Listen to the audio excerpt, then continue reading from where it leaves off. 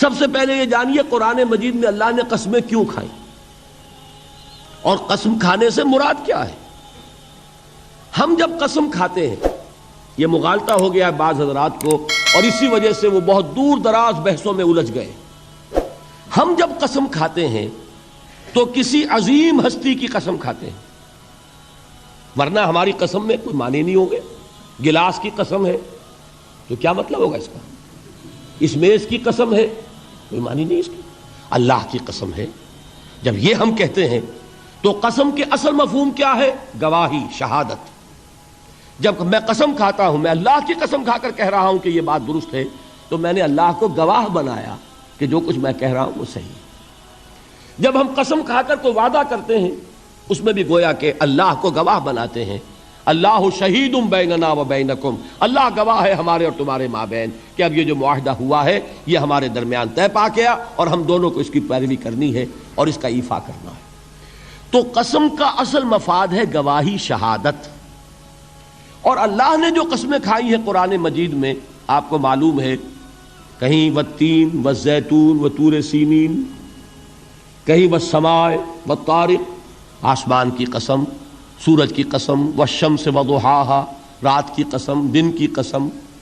اللہ تعالیٰ نے مخلوقات کی قسم کھائی، جبکہ ہم قسم کھاتے ہیں کسی عظیم ہستی کی، اس لیے کہ ہماری قسم بے معنی ہے جب تک کہ کسی عظیم ہستی کا ذکر نہ آئے۔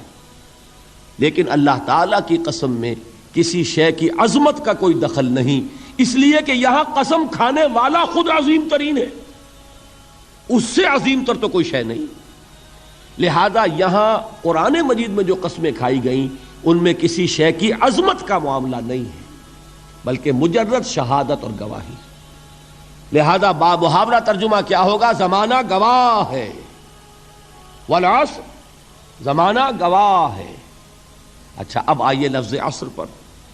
عصر کے معنی اب تک میں نے ترجمہ کیا زمانہ، لیکن زمانے کے لیے عربی میں کتنے الفاظ ہیں؟ زمان خود عربی کا لفظ، وقت عربی کا لفظ، دہر عربی کا لفظ، اور دہر پر تو آپ کو معلوم ہے کہ ایک پوری سورت ہے، سورۃ الدہر، 29ویں پارے میں، جیسے یہاں سورۃ العصر ہے، عصر یہ بھی عربی کا لفظ۔ اب ان میں فرق کیا ہے؟ دیکھیے، دہر اور عصر، ان دونوں الفاظ کو سمجھ لیجئے، اور یہ جو جدید جنہوں نے کچھ فزکس کا کوئی مطالعہ کیا ہے یا کچھ معلومات رکھتے ہیں، وہ در حقیقت ان الفاظ کی گہرائی کو سمجھ سکیں گے۔ آپ حضرات کے علم میں ہوگا یہ، اور جن کے علم میں نہیں ہے وہ اس وقت اس کو ذہن نشین کر لیں کہ آئنسٹائن ایک بہت بڑا فزسسٹ، ماہر فزکس، اس وقت دنیا کا عظیم ترین سائنسدان وہ مانا گیا اس صدی کا۔ آئنسٹائن نے ایک نظریہ پیش کیا جس کی روح سے یہ جو سپیس کا ہمارا کانسیپٹ ہے کہ یہ 3 ڈائمینشنل سپیس ہے، 3 ابعاد ہوتی ہیں، کوئی شے ہے اس کا طول ہو، عرض ہوگا، اور گہرائی ہوگی یا اونچائی ہوگی، یہ 3 ڈائمینشنز ہیں۔ یہ کمرہ ہے، ہال ہے، اس کی لمبائی ہے، چوڑائی ہے اور اس کی اونچائی ہے۔ کوئی شے بھی ہوگی اس میں یہ 3 آپ کو اس کے ابعاد ملیں گے۔ اب ابعاد کا لفظ آپ نہیں سمجھیں گے، ڈائمینشن سمجھ جائیں گے، لیکن جو انگریزی نہیں جانتے ان کے لیے ابعاد کا لفظ بول رہا ہوں، اعراض کہہ لیں، ابعاد کہہ لیں، لیکن یہ ثقیل لفظ ہے، dimensions, 3 dimensional concept of space. لیکن آئنسٹائن نے جو بات بیان کی وہ یہ ہے کہ time is the 4th dimension of space. یہ جو ہمارا تصور ہے وہ تو ہے 3 ابعاد کا، حقیقت میں اسپیس جو ہے 4 ڈائمینشنل ہے، اور ٹائم جو ہے، وقت، وہ در حقیقت 4تھی ڈائمینشن ہے اسپیس کی۔ اسی لیے زمان و مکان کا لفظ جب ہم بولتے ہیں ایک اصطلاح کے طور پر، زمان و مکان، ٹائم اینڈ اسپیس، اس کا جو مرکب ہے، اس مرکب میں اگر آپ کل کو لیں گے اور اس کا پھیلاؤ آپ اپنے سامنے رکھیں گے تو اس کے لیے لفظ دہر آئے گا، اور جب اس کے لیے وقت کا تصور صرف رکھیں گے، وہ وقت جو گزرتا ہے، جس میں مرور ہے، جس میں ماضی، حال اور مستقبل کی تقسیم ہے، تو وہ وقت جو ہے سیریل ٹائم جسے کہا جاتا ہے انگریزی میں، زمان جاری، یہ عربی میں کہیں گے، یہ ہے عصر، گزرنے والا زمانہ، وہ زمانہ جو اس وقت حال ہے.